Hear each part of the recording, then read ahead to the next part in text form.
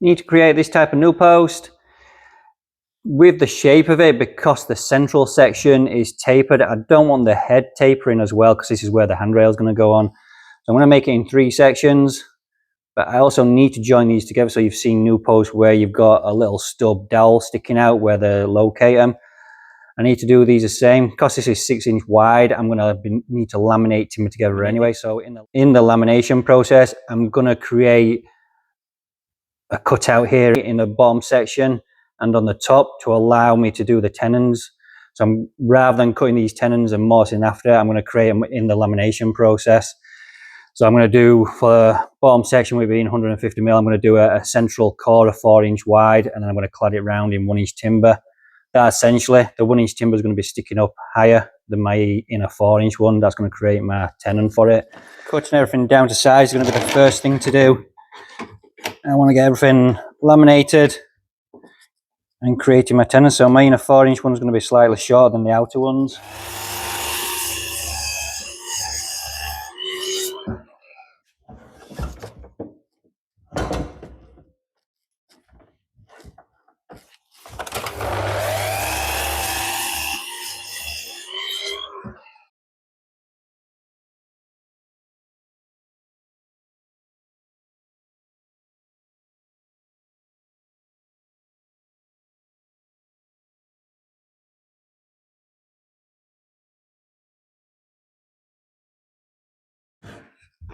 Don't want to be waiting around for too much. This is the central section of the base rail. This is the inner core of the base. Because I've got so many things to laminate together on this, I don't want a long glue up time. So I'm using a PU glue. This one's a 30-minute set time, so it's going to tack up in about 10-15 minutes.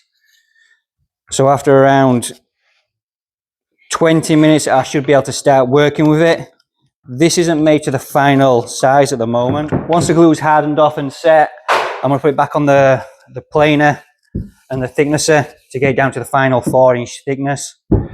And then on the outside, we're going to be cladded out with 2 inch thickness pieces, which is going to take me back up to my 150mm in total. They're not going to be the same width. 2 sides are going to be 100mm, the other sides are going to be 150. And that'll give me my 150mm all round. This is being painted, so I don't have to worry about mitering the joints. If it were being stained or just a clear varnish, I would do a 45-degree joints on these to hide the join lines, but as it's being painted, there's no need to do that.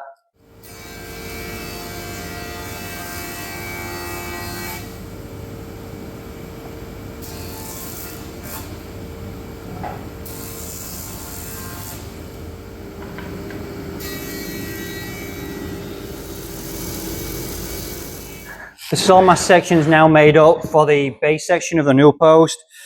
Got 2 different sizes with them cladding it round. I've got my central core, which I've reduced down to 90mm just because of the timber issues that we're having. I was originally going to do 100mm, but pine being pine, it was a little bit more bent, so I've had to reduce the thickness down, which isn't a problem because I've just increased the thickness of my cladding pieces from 20mm to 30mm. That's going to give me back down to my final thickness that I need to be. I do have 2 different sizes because I'm cladding it. The 2 sides are going to be the same size as the 90mm inner core, and then I'm going to have the 150mm on the 2 sides. Because this has been painted, I believe it's going white, so I don't have to worry about mitering the long sections. I'm just going to butt them up because you're not going to see the joints itself. If this were being stained, I would miter a 45-degree all the way along where they're glued together, so you don't see any glue lines. It'll just look like a solid piece of timber that hasn't been laminated together. I do need to make sure when I'm clamping everything together that I've aligned my top edge, because I'm creating a pocket here for my tenon to go in, so essentially a central mortise. So when I'm gluing up, I need to make sure that all my sides are flush. The 2 inch sections I can quite easily line up just with the clamps. I don't have to worry too much on that. I can bring them in. But the top edge, I need everything to be fully lined because that's my finished face.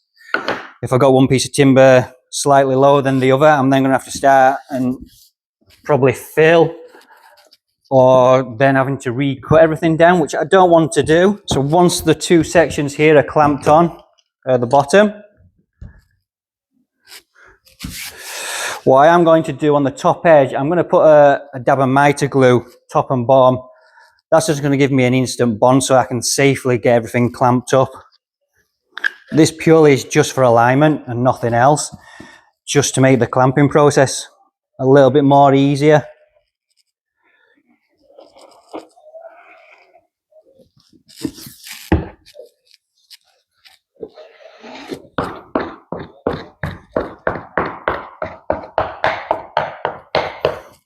I am still using the 30-minute PU glue, just because it's going to make everything go a lot quicker. Every section of this is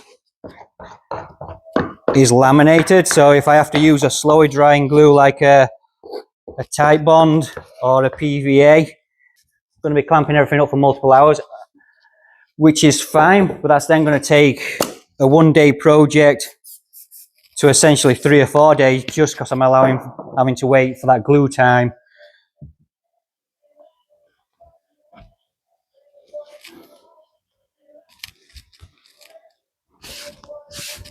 So now that I've got my mitre glue tacked on, that's now fixed into place. I can flip it over.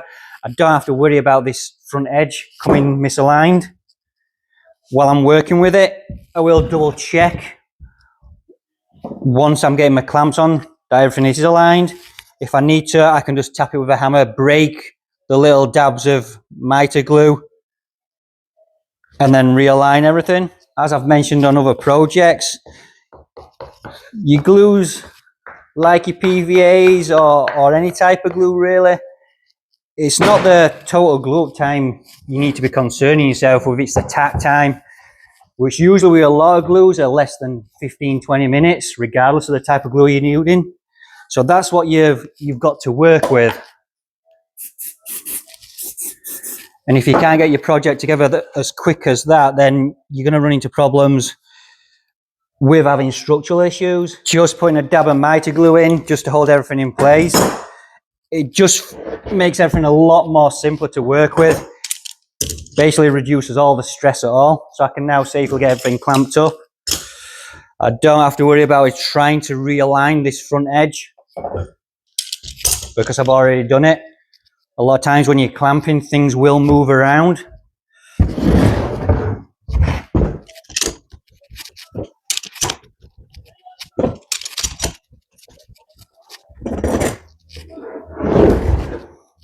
And that's essentially, I'm now complete with base. Most of this is going to be set below the floor level. This is an offset new post, so it's not in line with the staircase. The staircase is somewhere here. So this is going to be sunk below the floor in a little sleeve and bolted to the floor joist.